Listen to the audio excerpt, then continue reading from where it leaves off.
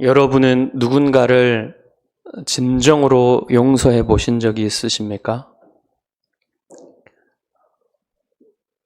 용서를 한다는 것은 그게 무슨 용서이든 쉬운 일이 아닙니다. 용서의 어려움은 마음에 받은 고통, 가해자가 준 고통, 상처, 슬픔, 이런 것들의 크기에 따라서 달라지죠. 큰 고통과 큰 상처, 큰 슬픔을 받았다면 그만큼 더 용서하기가 어려운 것입니다. 그래서 용서는 각자가 다 이 마음이 다르기 때문에 받는 마음에 똑같은 일을 당하더라도 받는 마음의 그런 상처와 고통의 크기가 다르기 때문에 다 사람들마다 다 용서하는 것이 그렇게 어렵기가 달라요. 그래서 용서하는 것은 무슨 용서든 그 어려운 것입니다. 그 용서가 필요하다는 것은요, 마음이 고통스럽다는 것을 말하는 거예요.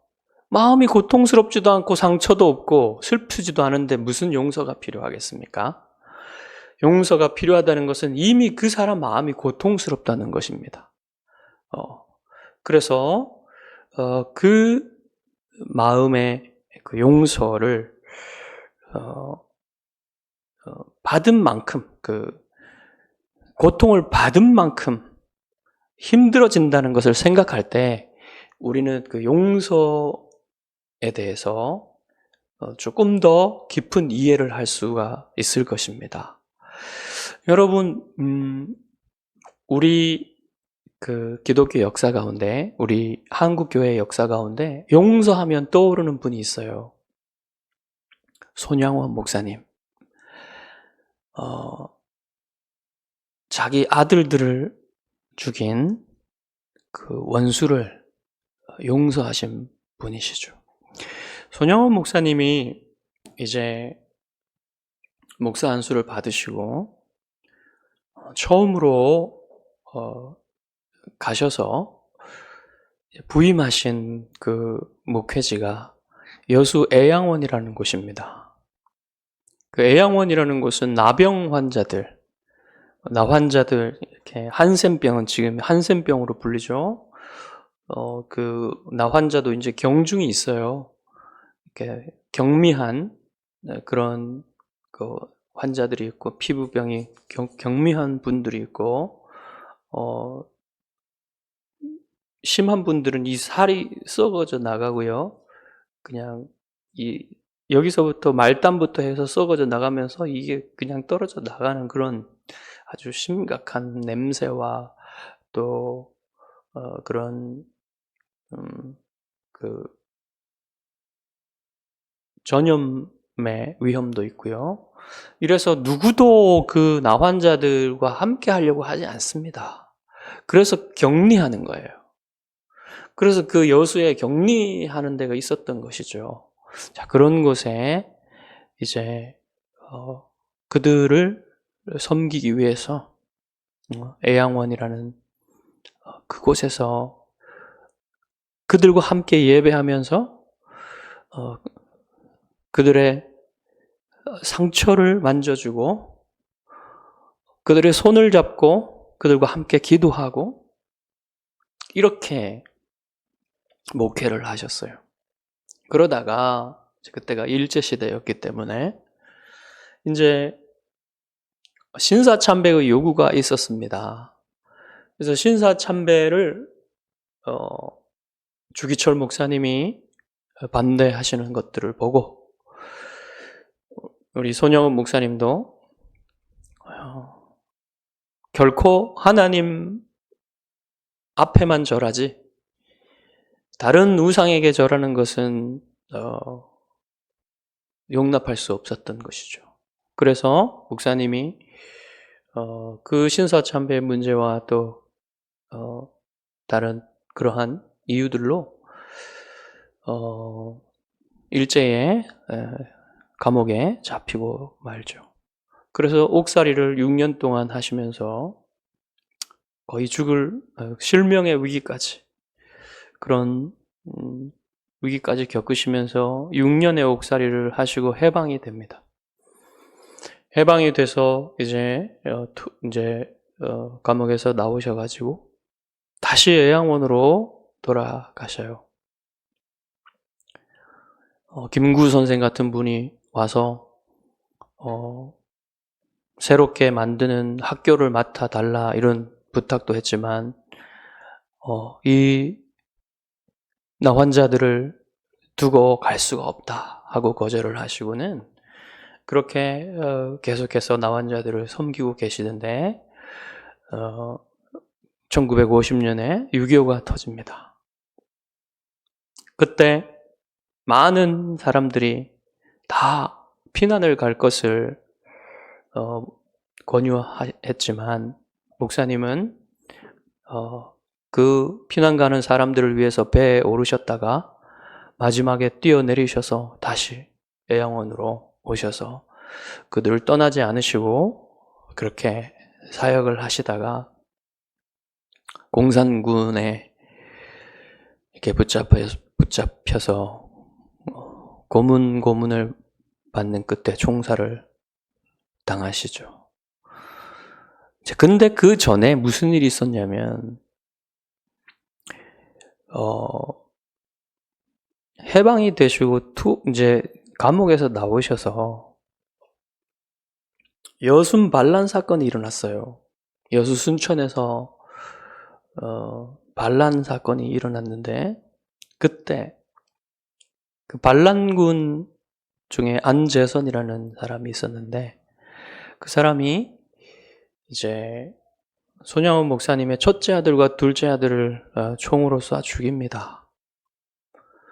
그래서 이 안재선이 붙잡히고 처형당할 위기에 처해 있는데 목사님이 그때 설교를 하셔야 돼서 그 자리에 갈 수는 없었고 따님을 보내서 그를 사면해 달라고 목사님의 뜻을 전하십니다. 그래서 안재선이 죽지 않고 사면이 됐어요. 사면을 그렇게 받은 안재선은 진심으로 참회합니다. 참회하고 그 참회한 안재선을 목사님은 양자로 받아들이시죠. 따님은 도저히 아버지의 그 행동을 이해할 수가 없었어요. 그렇지만 나중에 그 아버지의 사랑과 용서를 이해하실 수 있었다고 합니다. 손양원 목사님처럼 할 수 있는 사람도 많지가 않죠. 그렇지만 손양원 목사님이 그렇게 용서할 수 있었던 것은요. 손양원 목사님이 먼저 하나님의 용서를 받았기 때문에 그래요. 그가 받은 용서가 얼마나 컸는지 알기 때문에 손양원 목사님은 그렇게 용서할 수 있었던 것입니다. 그 하나님의 용서는 손양원 목사님의 용서와는 비교할 수조차 없는 용서예요. 여러분이 하나님의 용서를 이해하시려면 하나님께 지은 죄가 어떤 것이었는지를 이해해야만 합니다. 우리들의 죄가, 저와 여러분들이 하나님께 지은 죄가 얼마나 큰 것이었는지, 얼마나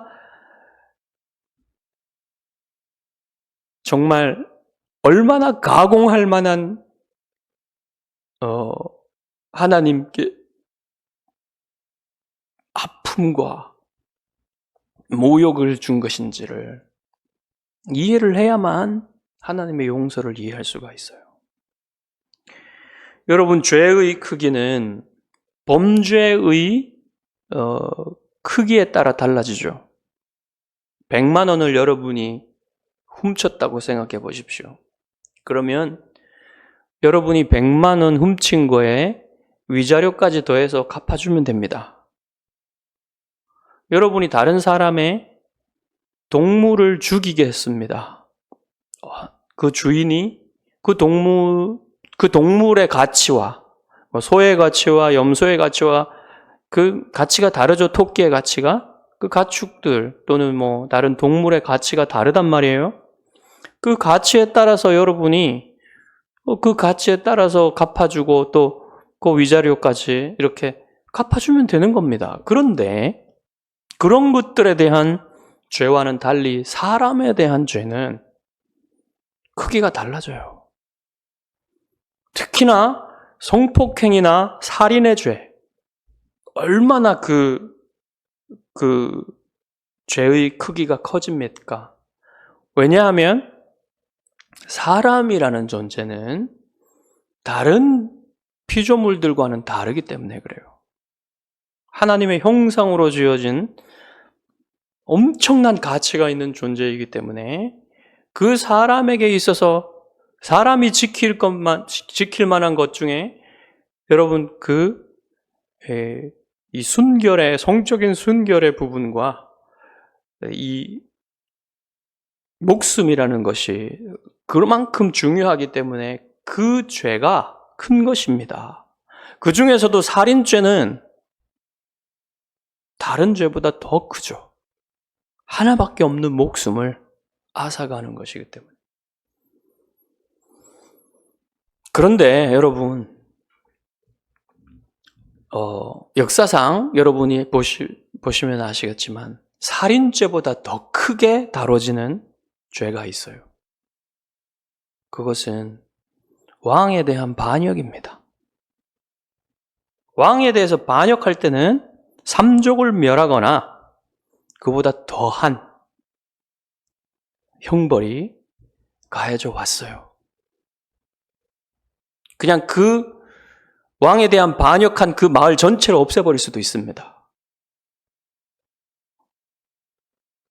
그런 것처럼 오늘날에도 여러분 국가에 대한 반역죄는요, 사형까지 갈 수 있어요. 그만큼 이 죄가 큰 죄라는 것이죠. 자, 이렇게 반역죄는 무서운 형벌을 불러오는 죄예요. 그런데 성경이 말하는 이 죄는요, 그 본질상 다 하나님께 대한 반역입니다. 이게 중요한 거예요, 여러분. 모든 죄는 하나님을 반역하는 거예요. 우주의 왕이신, 영원한 왕이신 하나님을 피조물이 반역할 수 있다는 것도 놀랍지만 우리가 짓는 모든 죄가 그 본질상 다 하나님께 반역하는 것이라는 사실을 이해하셔야 된다는 것입니다. 자, 여러분은 성경을 처음 읽을 때 창세기 3장부터 뭐를 보냐면 아담이 지은 죄를 보게 돼요. 근데 아담이 지은 죄가 보면은 그렇게 심각한 것이었나? 이런 생각 안 하십니까? 아담이 보면은 그 과일나무 하나 따먹었어요. 과일 하나 따먹었어요. 근데 그 과일은 하나님이 따먹지 말라고 한 거예요. 그래서 이렇게 생각할 수 있습니다. 아니, 먹고 싶어가지고, 너무 먹고 싶어가지고, 그 과일 하나 따먹은 그 죄가 뭐 그렇게 크다고 그러냐고. 아담의 죄는요, 단지 그냥 너무 먹고 싶어서 탐욕을 부려서 그 과일 하나 따먹은 게 아니에요. 그런 거라면 그렇게 심각하지 않을 수 있습니다. 근데 그런 죄가 아니란 말입니다. 이 죄는요, 하나님이 모든 자유를 주신 가운데 동산 안에 있는 모든 나무의 과일은 다 따먹게 해주셨고 모든 행동들을 자유롭게 할 수 있도록 해주신 가운데 단 하나의 금지 명령을 주셨어요. 단 하나. 저 나무의 과일만은 따먹지 마라. 그 단 하나의 금지 명령을 일부러 어긴 거예요. 거기에는요, 자기가 하나님처럼 되겠다는 교만이 서려 있었던 것입니다. 이게 바로 반역이라는 거예요. 자, 여러분, 근데 그때 아담이 그냥 아무 일 없이 그 죄를 저지른 게 아니고요. 마귀가 유혹을 했습니다. 마귀가 찾아와서 뱀의 입을 통해 아담의 아내인 하와를 유혹했어요. 약한 고리를 건드린 거죠. 아담을 치는 것보다 하와를 유혹하는 것이 더 쉽기 때문에. 그래서 하와를 유혹할 때 하와에게 무슨 마음을 일으키기 원했냐면 하나님의 명령, 이 명령에 담긴 금지 명령에 담긴 하나님의 선하심과 하나님의 사랑의 의도를 의심하게끔 만드는 말로 유혹을 했어요. 자, 어떻게 유혹했습니까? 하나님이 참으로 너희에게 동산 모든 나무의 열매를 먹지 말라 하시더냐? 요게요, 가장 오래된 수법의 거짓말입니다. 가장 오래된 수법의 의심을 일으키는 말이에요. 하나님 말씀에 의심을 일으키기 위해서 이런 말을 하는 거예요. 마귀가 모든 사람들에게, 모든 그리스도인들에게 이렇게 의심을 일으킵니다. 정말 그렇더냐? 정말 하나님이 그렇게 말씀하셨냐? 이렇게 묻는 거예요. 여러분 마음속에 그렇게 묻는 겁니다. 그리고 거기에다가 진실이 아닌 거짓을 집어넣었어요. 하나님은 이 나무의 과일만 먹지 말라고 하셨는데 하나님이 정말 이 동산의 모든 나무의 과일을 먹지 말라고 하시더냐? 이렇게 거짓을 집어넣은 거예요. 그렇게 해서 의심이 들게 만드는 거죠. 이렇게 정말 여러분 사기꾼들이 이렇게 사기치지 않습니까? 정말 그래요? 그 의심하게 만드는 거죠. 그래가지고 마음을 얻어가지고 사기를 치는 거예요. 모든 사기꾼의 아버지가 사탄이에요, 여러분. 마귀인 거예요. 근데 사탄이 노리는 게 뭐냐면요, 하와가 하나님의 말씀의 아래에서 당연히 피조물로서 하나님의 자녀로서 하나님의 말씀을 듣는 게 당연한 거 아닙니까? 그런데 마귀는 뭐를 시키냐면 네가 하나님의 말씀을 판단하는 자리에 앉아봐라. 네가 판단해봐. 그 하나님 말씀까지 높아지거나 아니면 그 위로 더 높아질 수 있다. 그 자리에 앉으라고 이렇게 유혹하는 겁니다. 그랬을 때 이렇게 되면은 하와가 하나님의 그 선하심과 사랑을 의심할 수 있는 가능성이 생기게 되는 거예요. 그걸 부추기고 있는 겁니다. 그 마음이 일어나도록. 여러분, 원래 아담과 하와의 마음속에는요, 하나님에 대한 의심이 없었어요. 하나님의 말씀에 대한 의심도 없었습니다. 그런데 그들은 변하지 않는 하나님처럼 그렇게 영원히 변하지 않는 그런 분이 아니고 피조물일 뿐이어서 변할 수 있는 가능성이 그들에게는 있었어요. 그래서 그 변화를 노리는 겁니다. 사탄 자신이 그렇게 변화된 타락한 천사였잖아요. 그것을 노리는 것이죠. 그래서 그 노림수는 어느 정도 통하는 것 같아요. 그래서 사탄의 유혹이 약간 효과를 발휘하기 시작합니다.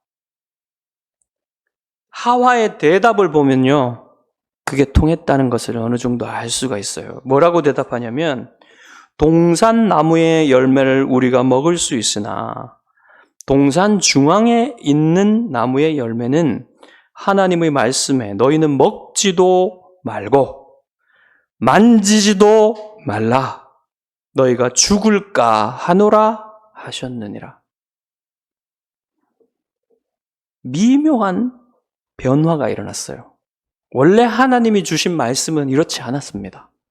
근데 아주 사소한 것 같이 보이는 미묘한 그 변화가 하나님 말씀을 말하는 하와의 그 증언에서, 대답에서 드러난 거예요.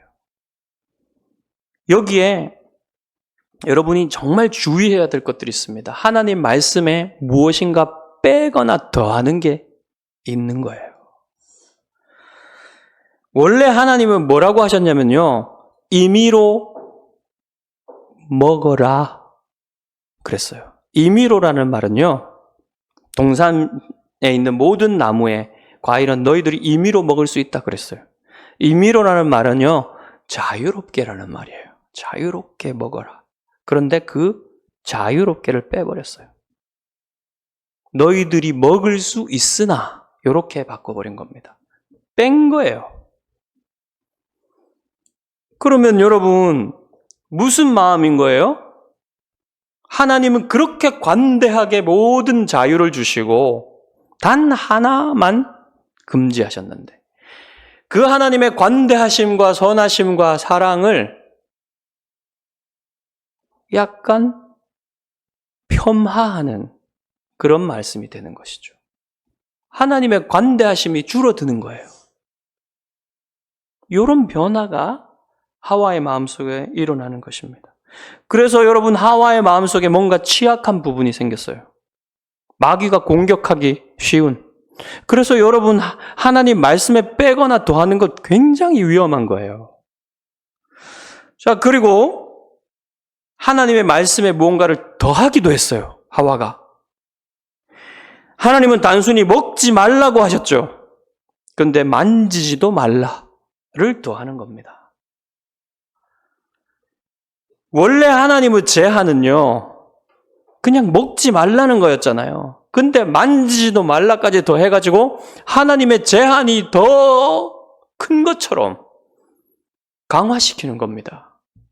그러면 하나님이 마치 굉장히 강압적인 분인 것처럼 이렇게 느껴지지 않을까요? 그렇게 되는 것입니다.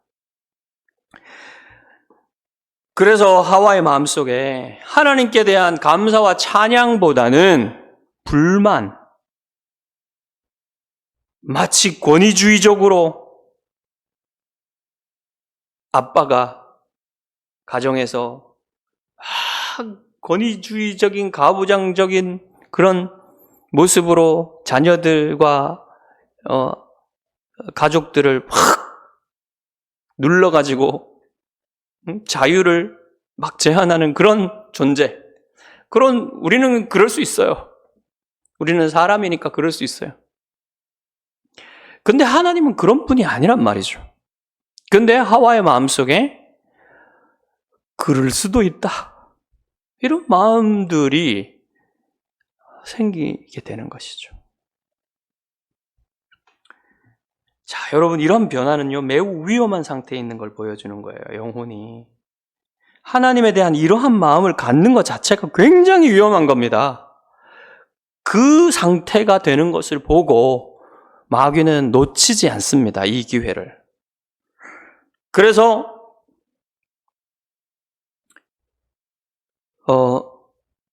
이때에 마귀가 하와의 마음을 파고 들어갈 수 있죠.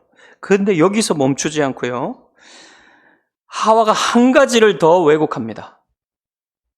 하나님은 반드시 죽으리라고 말씀하셨죠. 그런데 하와는 죽을까 하노라 그랬어요. 이 하나님의 명령을 어기는 것이 어떠한 결과를 가져오느냐, 굉장히 무거운 결과를 가져와요. 근데 그것을 약화시키고 싶은 겁니다. 사람들이, 하나님 앞에 죄인인 사람들이 아직은 하와가 죄를 짓지는 않았지만 지금 우리들은 어떻습니까? 모두들 뭐냐고 하냐면 하나님의 이 무거운 심판의 문제를 약화시키고 싶은 거예요, 사람들은. 그래서 다 그 일들을 하고자 하는 거예요. 하와의 마음속에 아직은 범죄하진 않았지만 그런 마음이 생긴 겁니다. 하나님의 말씀을 약화시키고 싶은 거예요. 그때에 마귀가 결정타를 날립니다, 이제.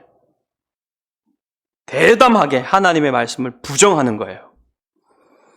너희가 결코 죽지 아니하리라. 하나님 뭐라고 말씀하셨어요? 반드시 죽으리라 그랬죠.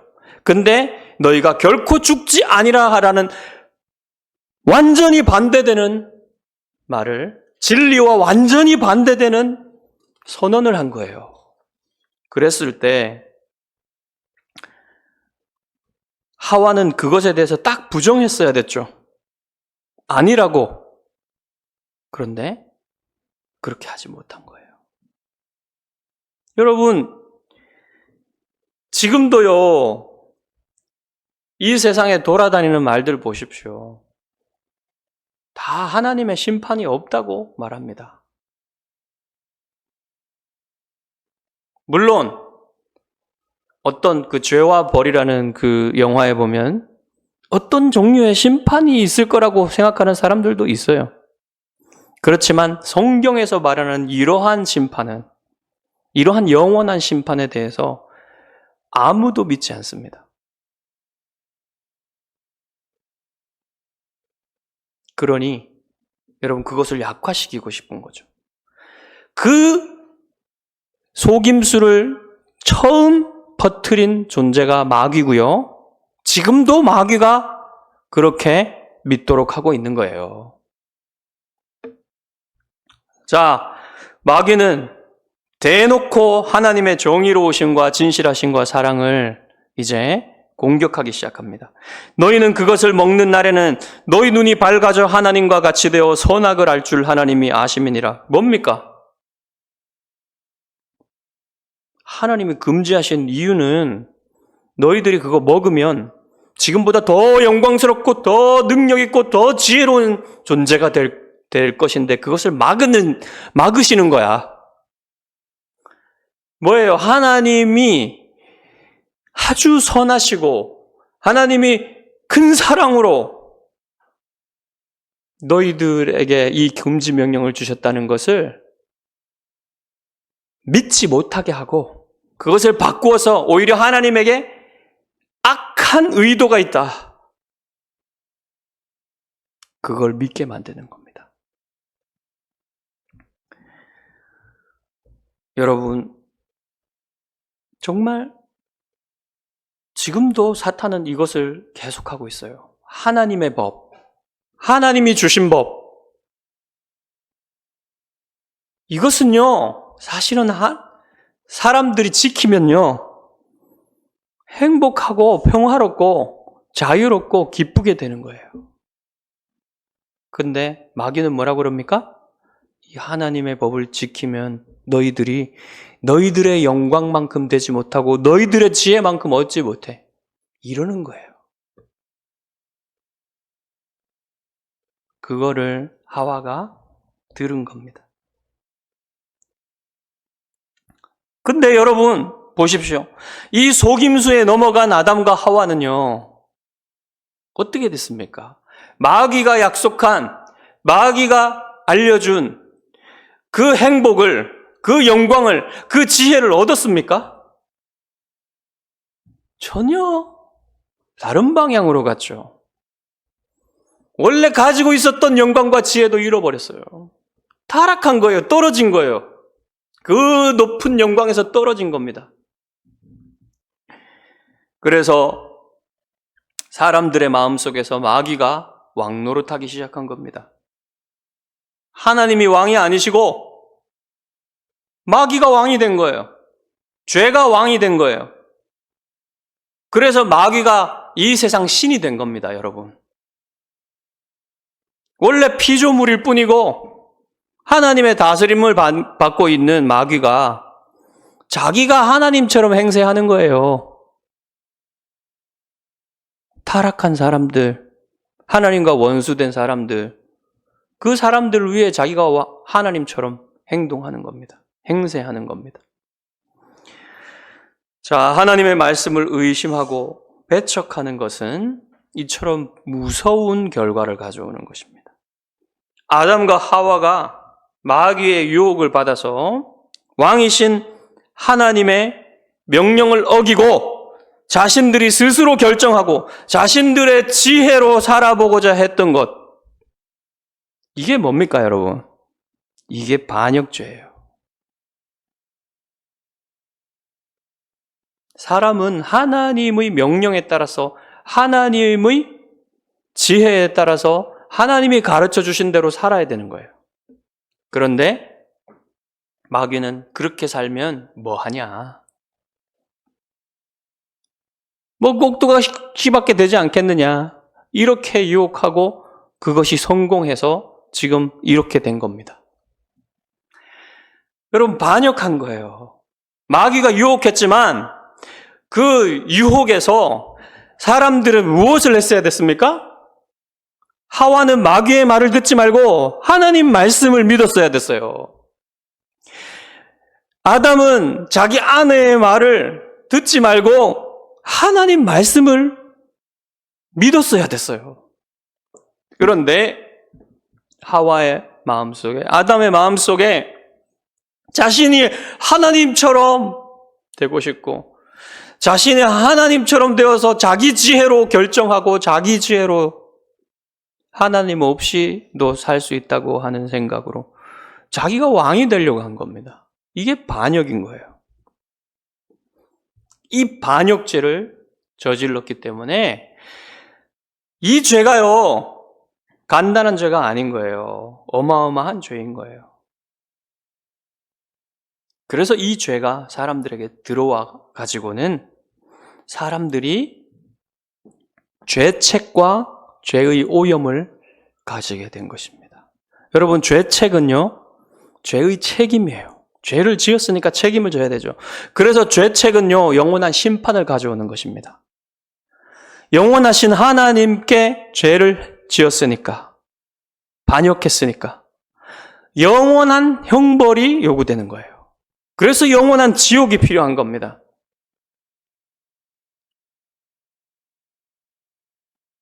그리고 죄의 오염은 이 죄가 사람들에게 들어와서 아담 안에서 모든 사람들이 타락한 거예요. 그리고 아담의 영혼이 죄에 오염되어서 그 이후로 태어나는 모든 사람들은 아담의 그 죄가 전가되어서 모든 사람들의 아담의 그 오염이 다른 사람들에게도 유전되어서 아담의 모든 후손들은 다 죄의 오염을 가지게 되었습니다. 그래서요, 모두가 다 하나님을 미워하고 하나님 앞에 수치감을 드러내고 하나님을 증오하고 하나님을 두려워하는 사람이 됐어요. 여러분, 원래 사람은 어떤 존재였습니까? 죄를 짓기 전에는요, 자신이 하나님의 형상으로서 존귀한 존재라는 것을 알았어요. 그래서 수치감을 없었어요, 하나님 앞에. 벌거벗었음에도 수치감이 없었어요. 그리고 하나님을 두려워하지 않았습니다. 그리고 모든 자유를 누렸어요. 그리고 하나님과 평화했어요. 다른 사람들과 평화했고 모든 자연들과도 평화했습니다. 자유롭게 살았어요. 이 모든 것들을 잃어버렸어요. 그리고 가장 중요한 문제는 하나님을 적대하게 되었습니다. 그래서 하나님과 원수가 된 거예요. 이러한 사람들과 하나님이 어떻게 같이 교제하고 함께 할 수 있겠습니까? 그래서 사람들은 하나님으로부터 멀어지게 된 거예요. 이 결과, 여러분, 사람에게는 하나님의 심판이 임하게 되었는데 그 심판은 삼중적인 죽음으로 오게 된 것입니다. 육체적인 죽음, 영적인 죽음, 육체적인 죽음, 영원한 죽음. 삼중적인 죽음이 오게 된 거예요. 영적인 죽음은 뭐냐면요. 제가 지금 말씀드린 것처럼 하나님을 적대하게 된 거. 하나님과 원수된 관계가 된 거. 그래서 하나님과 멀어져 가지고 하나님과 함께 할 수 없고 하나님과 교제할 수 없는 이 상태가 여러분 영적인 죽음이에요. 하나님께로 갈 수가 없는 거예요. 모든 사람들이 다 그렇게 된 겁니다. 영적으로 죽은 거예요, 그게. 육체적으로는 살아있지만 영혼으로는 생명이 없는 거예요. 둘째는 육체적인 죽음인데요. 육체적인 죽음은 몸에서 영혼이 분리되는 것입니다. 그래서 이 몸이 썩어져 가는 거예요. 썩어져서 흙으로 돌아가는 겁니다. 사람들이 모두 죽는 거 두려워해요. 죽는 것보다 더 두려운 게 없어요, 거의. 이 육체적인 죽음은 모든 사람들에게 오는 겁니다. 그리고 영원한 죽음이 있어요. 영원한 죽음은 영적인 죽음이 영원히 계속되는 거예요. 영적인 죽음이 영원히 계속되는데 육체적인 고통과 함께 영혼의 고통과 함께 영원히 빠져나갈 수 없는 지옥에 떨어지는 겁니다. 그게 영원한 죽음이에요. 영원한 죽음. 이것이 사람들의 운명입니다. 하나님께 반역한 사람들의 영원한 운명이 바로 이것이에요. 너무나 무서운 심판입니다. 자, 이런 거예요. 하나님의 용서는요, 이러한 죄에서 용서하시는 겁니다. 이 용서의 위대함을 여러분이 조금이라도 알려면 이 죄의 무거움에 대해서 이해를 해야 된다는 거예요.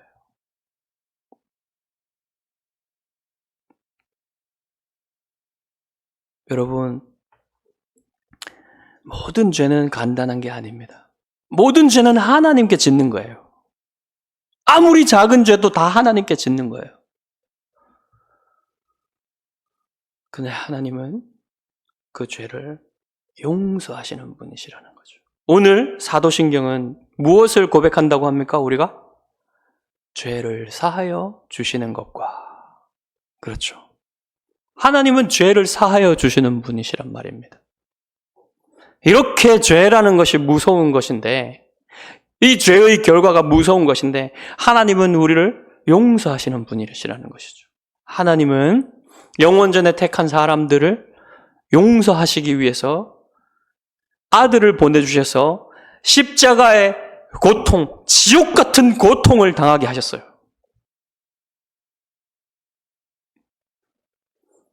그 방법으로 하나님이 우리를 용서하셨단 말입니다. 그래서 여러분, 하나님의 용서는 무조건적인 용서이지만 사실은 무조건이 아니에요.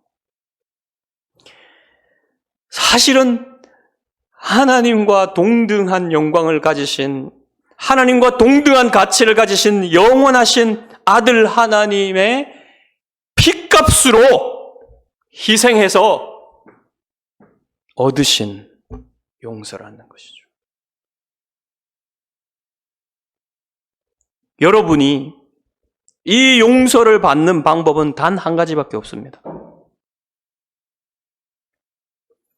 바로 하나님이 아들을 보내셔서 그 아들을 십자가에 못 박혀 죽기까지 여러분의 죄를 용서하셨다는 사실을 여러분이 믿는 것입니다. 하나님의 말씀을 믿는 것입니다. 오직 그 방법으로밖에 여러분이 용서함을 받는 길은 없어요. 여러분 그렇게 용서함 받았다는 사실을 믿으시기 바랍니다. 손양원 목사님이 그 가장 귀한 첫 번째 아들과 두 번째 아들을 죽인 그 원수를 용서하신 것은 대단한 일이지만 하나님의 용서에 비하면 아무것도 아니에요. 여러분 잘 와닿지 않을 것입니다, 사실. 손양원 목사님의 그 용서가 더 와닿을 거예요. 그렇지만 알면 알수록 여러분이 성경을 읽고 여러분이 하나님을 알면 알수록 손양원 목사님의 용서는 아무것도 아니고 하나님의 용서가 위대하다는 사실을, 비교할 수 없는 위대함을 지닌 용서라는 사실을 여러분 알게 될 것입니다. 그 용서를 받은 사람이 여러분의 죄가 얼마나 큰 것인지 여러분이 알면 알수록 하나님의 용서가 더욱더 크게 보일 것입니다. 예수님은 한 바리새인에게 그 집에 들어올 때 자기의 발 닦을 물도 주지 않은 그 바리새인에게 한 여인이 와서 향유를 그 발에, 예수님의 발에 떨어뜨리고 그 머리로, 눈물로 예수님의 머리를, 그 발을 닦은 그 여인에 관해서 뭐라고 말씀하셨습니까? 많이 용서받은 사람이 많이 사랑한다 말씀하셨어요. 여러분이 여러분의 죄를 깨닫는 만큼 여러분이 얼마나 큰 용서를 받았는지를 알 수가 있습니다. 여러분이 더 많이, 여러분의 죄의 크기를 더 많이 깨닫고 여러분이 받은 용서의 그 사랑을 더 많이 깨달으며 여러분도 용서받은 그 사랑으로 용서하시는 사람들이 되시기를 주님의 이름으로 축복합니다. 기도하겠습니다.